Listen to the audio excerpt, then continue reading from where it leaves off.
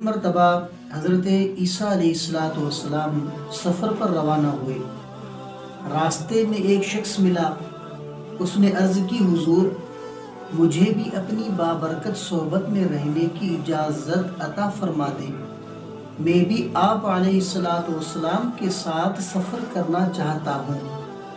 آپ علیہ السلام نے اسے اجازت عطا فرما دی اور دونوں ایک ساتھ سفر کرنے لگے۔ راستے میں ایک پتھر کے قریب آپ علیہ السلام نے فرمایا، آؤ ہم یہاں کھانا کھا لیتے ہیں۔ چنانچہ دونوں کھانا کھانے لگے۔ آپ علیہ السلام کے پاس 3 روٹیاں تھیں۔ ایک ایک روٹی دونوں نے کھا لی اور تیسری روٹی بچ گئی۔ آپ علیہ السلام روٹی کو وہیں چھوڑ کر نہر پر گئے اور پانی پیا۔ پھر جب واپس آئے تو دیکھا کہ روٹی غائب ہے۔ آپ علیہ السلام نے اس شخص سے پوچھا کہ تیسری روٹی کس نے لی تھی؟ اس نے کہا، مجھے معلوم نہیں۔ پھر آپ علیہ السلام نے فرمایا، آؤ ہم اپنے سفر پر چلتے ہیں۔ وہ شخص اٹھا اور آپ علیہ السلام کے ساتھ چلنے لگا۔ راستے میں ایک ہرنی اپنے خوبصورت بچوں کے ساتھ کھڑی تھی۔ آپ علیہ السلام نے ہرنی کے ایک بچے کو اپنی طرف بلایا تو وہ آپ علیہ السلام کا حکم پاتے ہی فوراً حاضر خدمت ہو گیا۔ آپ علیہ السلام نے اسے ذبح کیا، بھونا اور دونوں نے اس کا گوشت تناول کیا۔ پھر آپ علیہ السلام نے اس کی ہڈیاں ایک جگہ جمع کی اور فرمایا، اللہ کے حکم سے کھڑا ہو جا۔ یکا یک وہ ہڈیاں دوبارہ ہرنی کا بچہ بن گئی اور وہ بچہ اپنی ماں کی طرف روانہ ہو گیا۔ آپ علیہ السلام نے اس شخص سے فرمایا، اے شخص، تجھے اس ذات کی قسم جس نے تجھے میرے ہاتھوں یہ معجزہ دکھایا، تو سچ سچ بتا کہ وہ تیسری روٹی کس نے لی تھی؟ وہ شخص بولا، مجھے معلوم نہیں۔ آپ علیہ السلام اس شخص کو لے کر دوبارہ سفر پر روانہ ہو گئے۔ راستے میں ایک دریا آیا۔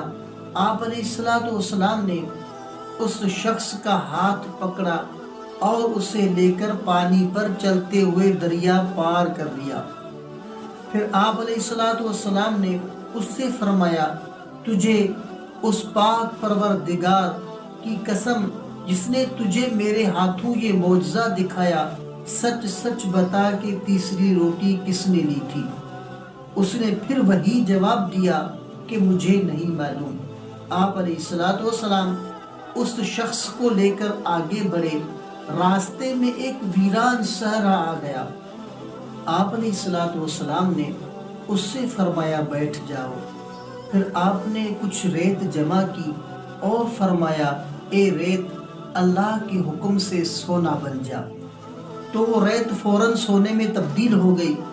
آپ علیہ السلام نے اس کے 3 حصے کیے اور فرمایا، ایک حصہ میرا، دوسرا تیرا اور تیسرا حصہ اس کے لیے ہے جس نے وہ روٹی لی تھی۔ یہ سن کر وہ شخص بولا، وہ روٹی میں نے ہی چھپائی تھی۔ حضرت عیسیٰ علیہ السلام نے اس شخص سے فرمایا، یہ سارا سونا تم ہی لے لو۔ اتنا کہنے کے بعد آپ علیہ السلام اس شخص کو وہیں چھوڑ کر آگے روانہ ہو گئے۔ وہ اتنا زیادہ سونا ملنے پر بہت خوش ہوا۔ اتنے میں وہاں 2 اور شخص پہنچے۔ جب انہوں نے دیکھا کہ اس ویرانے میں اکیلا شخص ہے اور اس کے پاس بہت سا سونا ہے، تو انہوں نے ارادہ کیا کہ ہم اس شخص کو قتل کر دیتے ہیں اور سونا چھین لیتے ہیں۔ جب وہ اسے قتل کرنے کے لیے آگے بڑھے تو اس شخص نے کہا، تم مجھے قتل نہ کرو، بلکہ ہم اس سونے کو برابر برابر تقسیم کر لیتے ہیں۔ اس پر وہ دونوں راضی ہو گئے۔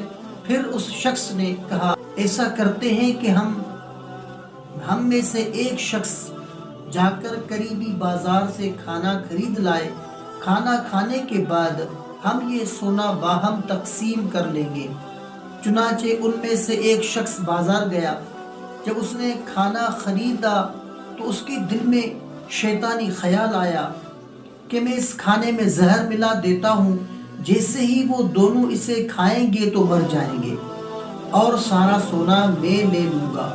چنانچہ اس نے کھانے میں زہر ملا دیا اور اپنے ساتھیوں کی طرف چل دیا۔ وہاں ان دونوں کی نیتوں میں بھی فتور آ گیا اور انہوں نے باہم مشورہ کیا کہ جیسے ہی ہمارا تیسرا ساتھی کھانا لے کر آئے گا ہم اسے قتل کر دیں گے اور سونا ہم دونوں آپس میں بانٹ لیں گے۔ چنانچہ جیسے ہی وہ کھانا لے کر ان کے پاس پہنچا، ان دونوں نے مل کر اسے قتل کر دیا اور بڑے مزے سے زہر ملا کھانا کھانے لگے۔